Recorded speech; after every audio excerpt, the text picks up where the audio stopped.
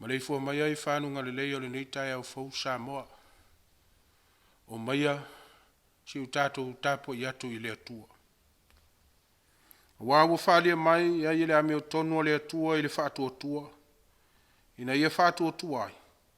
Pei ona tūsia e ola le tangata ame o tonu i le whatu o tua. Si utatou te talo mo le ngang pai. Le tua lo mātou ta mai whavavau.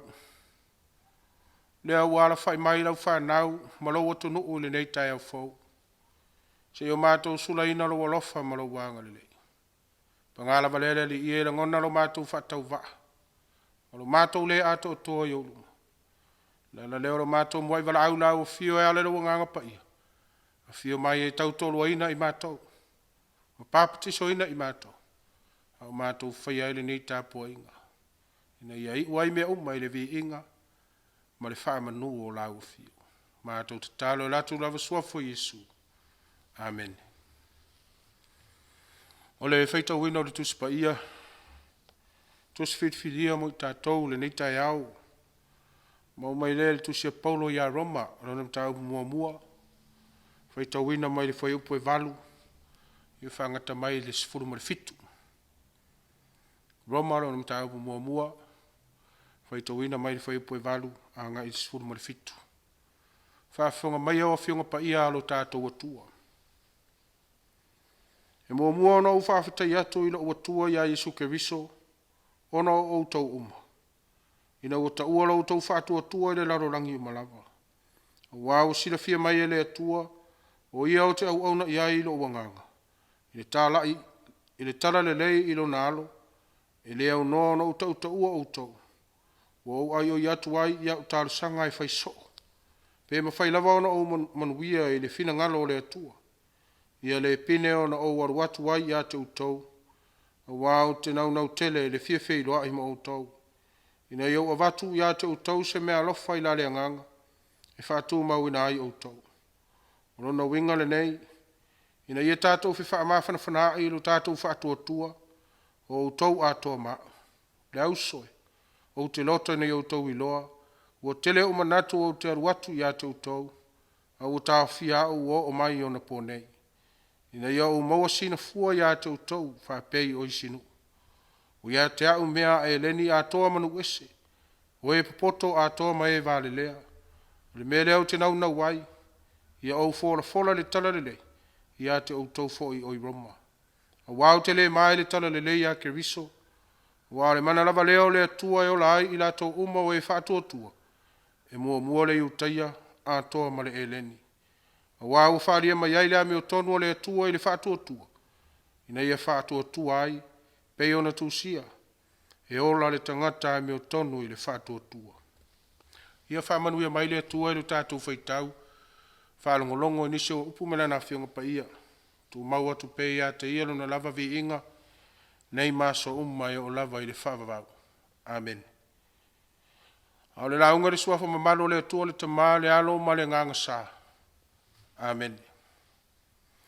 Wau whanga ina le whai upa sifuru ma le ono.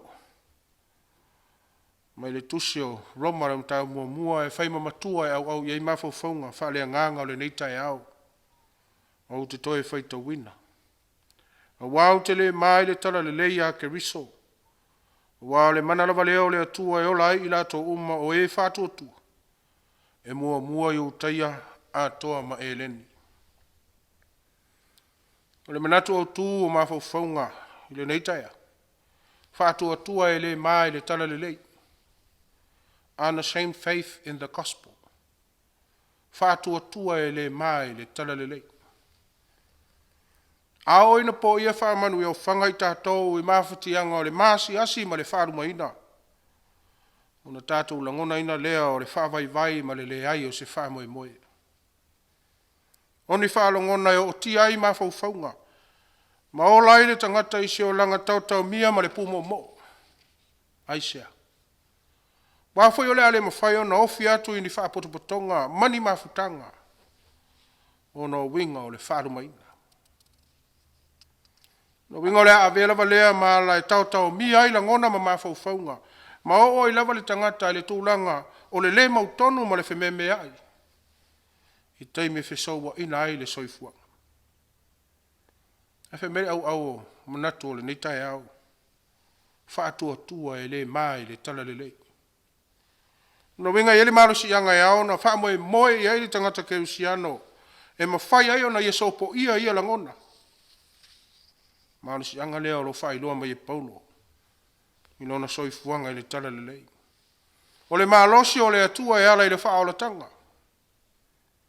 O le aunga le nama le wha moe o le tusi le nei e le apostolo.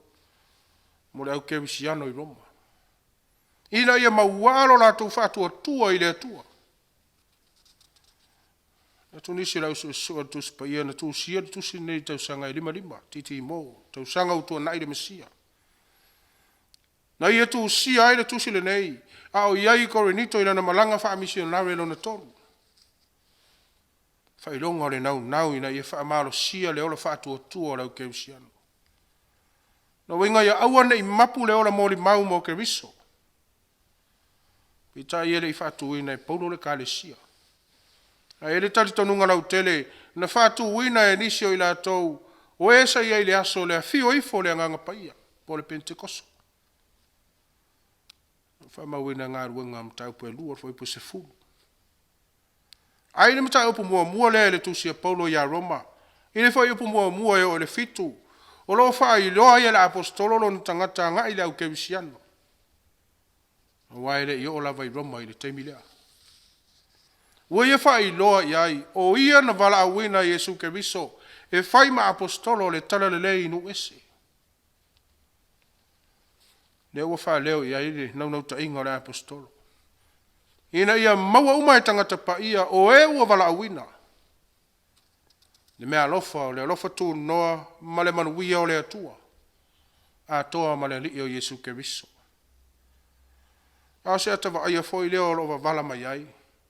Le mea alosi o le mana o le atua na vala awina Paulo. Ua le alo ai lava i le ata o le la au. Ua whai ma mesu o malie le ola ta lai mo Keriso. Tusa lava po a fi tā ma whainga tā. E la te whetaia. Ai le whai upo e valu. Eo o le sfuma le fitu le peo na whaita wina. O lo wha alia ai le anganga wha whetai o Paulo i le atua ia Jesu Keriso. Ona o le wha atua tua o lau kewisiano i Roma. Ua mōri ma wina lo rātou tau le leia. Pei tai o le fisiri. Ma whai ele nei wha upunga. Ma losi o le atua. Ona toi au mai taimi o pūlenga ma lo losi. Ma so tanga ma le pelepe. Ma le lefa ma oni o e sa pūlea i tato. Ma taulonga ngana mai ai lea mana ia. Ma le lea mana ia. Yo leo langa le nana tupu e ai. Maola e ai le apostolo Paulo. Nei tu ai ngā ma losi lea. Le ola saua aina o kewisiano. Pese iwa ia ilo aina le malosi na sui ailo na ola. E ala ya Yesu. O le alo o le atua. O le malosi e pui ma fafanga aina no na whaatua tua. Pita ioro whao ngā e Paulo. Lenga ngana whawewe e mo mole atua ila na whiau. Na pese ia ile fōringa mai. O loo whawhe tai ma vivi ia ila tau. I mea le lei wa whaalongo iai. Ai muli ane tala noa I whale tonu o lo tū lai mai. Ale whailonga leo le nganga nau le apostolo. I le fia o atu e fia fei loa I lau kewisiano I Roma. Peona tā ua le whai upos fulma tonu. O le wha moe le apostolo ina ia maua se wha mawhanawhana. O se wha marosi au o se apo inga. Ina ia tu mau le tali tonunga ia Jesu Keriso. Ua o ina ai I la tau. Le mea umauti noa le apostolo. Wa iei whaafita auli wa tūlai mai le vā. Kewisiano I utaia, kewisiano no ese. Nea lalo tu se to yo Paulo. Ina ia toi va ai to ai lo lato wola vala wina. So ia le toi fo I tu manga sa masani ai. Le faia leo le anga sala. Pise ia lana fo la sanga le. Olo o teu ma fata atia to ile au wala e vatu ile na fia. Mata mai lo foi upo se fulma le fa. Pise I wo su ia ilo na leo. Ma le tala no atu le apostolo pau. Deo wa yetu sao atu I manatu I fa fita auli o tupu ile mao tangata kevisiano I Roma. Ile tala I ana atu le tala le lei ia Yesu Kristo. Ni ala foi le o fa ilo mai ai. Nona nau e fia o atu I Roma. Ina ia se I fo le fa fita auli. Ai meso se fa malo si au I tangata. Ina yetu maulo lato fatu o tuo ile tala le lei ia Kristo. Ia o tau au ina to sina leo langa tu wai sa iai. Wa mata ona maua leo la tau mia. Ona ole langona ole mai fai lolo na tu fatu o tuanga ile atua. Leo wa papa ila apostolo I upu iaro fai mamatua. Wao tele mai le tala le lei ya Keriso. Wao le mana lava leo le atua. Ola ai ila to uma o e fatu o tua. E mua I utaia a toa ma eleni. Pese io le ufa soa Paulo e winga ile nga winga fa apostolo. Fa mai ele maia o onga le tala le lei ia Keriso. Le tala le lei wo ia fatu o tua iai. O wao lona o la tanga lea. A le mana fo I lava leo le atua e o la iso o se tangata. E o lava iai utaia ma eleni. Pe a fai e fatu o tua matalia I le loto fa mau. O le malosi na te wha malosia so tanga wha le wo. Pe o le tala I le tangata tino ngase. Lea na tu wifo e ana wo mai le wha alo le fale. Ina ia wha malo lo Yesu. Malosi e wha maa ngalo ma mawaile oli e lea unoa. Pe o le tala I le tama. Ina wata mo e ato e wha wheno ai. Le toi foi mai ono na tali I wha mau oa. Ia le malosi leo le atua. E suwia ai le ola tuwai, I le ola le lei. Ma losi le na alo faa, lia fo I le tala le lei a Keriso. E ala I le faa o la tanga na Yesaunia. Le faa o la tanga o lo iai le hami o tonu o le atua. Le hami o tonu le na e tau hami o tonu, wina ai le tangata faa tua. Ma mau ai le soifua manuia, pe a fai e tu mau ai e faa vavau. E me le vai anga muli ole. Foi upo esfuru ma le fitu. E ola le tangata mi o tonu I le fatu o tua.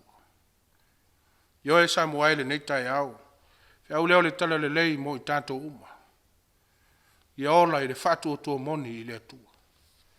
Wao le ala lea I le te tawai ona masa e tasi e ta lai le tala le lei a Keriso. Wao le maalosi o le mana o le atua. Tato te ola I le fatu o tua. Aoro tatou talita fo I lea ma le malosianga. Tatou te sosofa I nai pava e loto o whaafita auli o le soifuanga nei. Io e lau soi. O le mai whailo atu le tala le lei a Yesu ia uo. O lau a inga ma nisi o uso a tangata. A ia fia e ta lai le tala le lei. Ua o le mana le nā tatou te ola ma malo losi ai. Ele male nei lau soi. O le mausali o lo tātou whātua tua, e maua ai, e mawhai ai o na tātou maua, le ola whe tausi ai, ma le whe soa soani ai.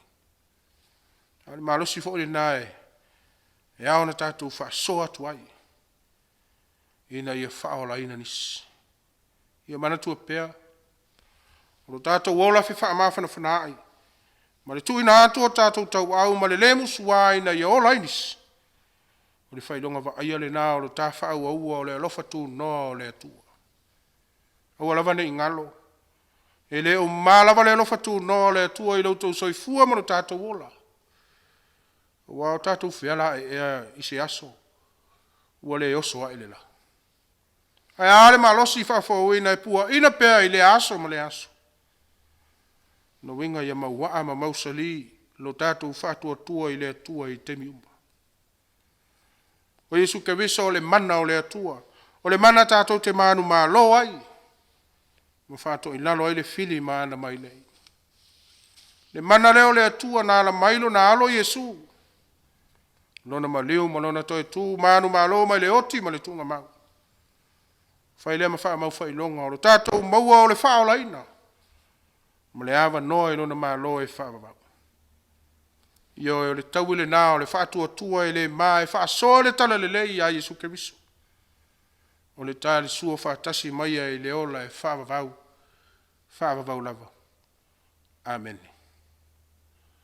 tato vi atu le atua le vi inga e valu le vi inga o le atua tato te pepesia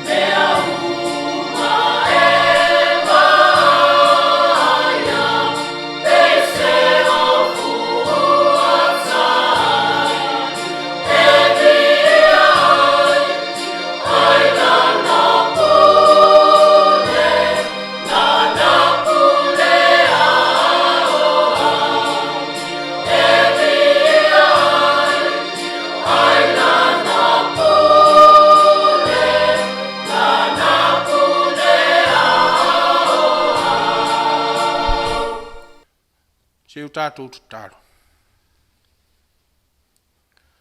Le tua pa ia e lo mātou ta mai whaavavau. O lau ma malu ma lau sisiri ese tu maule o i le vavau. O le tua la ua fio e tumu i le alofa. O wae tele ngese lau tua sa. A o lau alofa e tele na ua lea mo i mātou lau whana. Le wala fai mailo atu nuu le neitai au fau. i le manuia ma lou file mu. O le tai au manino ma le tai au totoa. A o se aso fou e whau popoina i lo mātou ola. Whawhitai ai oe lo mātou atua, i lau leo leonga ia i mātou. Au tā oto ai o tangata i tō whanga le pō o mau mari atu. Lea ue whangua i mātou i whanunga le lei, o le nei tai au fōu. I ai lau o fio ono le ola male malosi whawhauina, e te fōina mai mo i mātou. A wāre whaatinoina o mātou tiu te tau ave, o tōwhi ai lo mātou ola. Whawhitai o lo saunga le mupea, lo mātou atunu u atoa. Ai le ngata i leo lau e kāle sia o au. A mata mai lava i maunga te se ia pa ia maunga iti. Whawhitai tele lo mātou atua. E ulava i nāwhe moe le malanga anisio ta māla o e kāle sia. Oe nasa ina le ngasu o le tai ao le tala le lei. Ai whawhitai o lo tu ua pea i mātou. E whaau au lo fina ngalo i le lalorangi nei. Whawhitai lau tusi pa ia. Whai pēr lea mata i ala ia i mātou. Au whapena fo i le ngāruenga lilo o lo nganga pa ia. O lo wha malosi au pēr i lo mātou wola whātua tua. Ai siri nā mea uma leli ie. Tau langa e tasi ai awhena e saunia i le soifua o lo wale pele Jesu Keriso. Na maliu whamaringi na ailo na toto. Ina ia whamamai na ai i mātou le whanau ngasala. Ia i laua fia pēr le vi inga. Ma le pule au au umalawa. Le atua meo tō nue. O laua fia e tonu masa au whamasinonga umalawa. O laua fia fo i e si le fia mea uma i lo mātou wola. O mātou tau tino lava i o luma. O i mātou lava o tangata angasala. O angasala i mātou i o mātou manatu whasau sili ma le ola tu si to silima. O mātou lea lolo whātu i e o lo fia maua le fisoa soani. O mātou manatu whapito ia i mātou lava. Mo le tonu fo i mawha maoni le whātu nino o mātou tiute na walawina ai i mātou. O lava i o mātou loto mo mātou mawhau whaunga le li. Wa ngasala ma le tonu ai i mātou i luma o lau sila whangpai. O mātou whātua tua na i la ua fio. A ua whai lava o mātou loto. Ma wana nau ato i fia fianga o le lalo langi nei. Le tua lo whai. Yes, si lalo wha mai le i fonga alo watunu uile nei taia. Ia vea le maliu whalava au alo wara pelo i Jesu Keriso i le sātau. Na whamaringi na ilo na toto ina ia whai lea ma vai mangalo ia i mātou lau whanau ngasala. E fufulu e sei na aio mātou ele lea. A ia whanau whawina i mātou le loto fo. Ma ia toi maua le maafutanga vāvala lata malau fio i leono. Lo mātou ta mai o i le langi. Lau fio lava e mali ai o mātou mana o i mea le lei umalawa. O mātou whalata lata atu i o luma i le neitai au fau. O na o i mātou se whanau fi whai manuia mai lau fio. I wha manuia mai lau fio ia sa mo atoa. A mata mai lava i maunga te tele sa i pa ia maunga iti. Wha manuia i ewa whai ma taitai. Ia taitai ma wha moe mea uma i lau fio. A wā se manuia o lau atunu. Manuia lau fio i ka le sia ke wisiano uma i te tono o lo watunu nei. O wale whaasala lau wina o lau fina ngalo ma lau malo.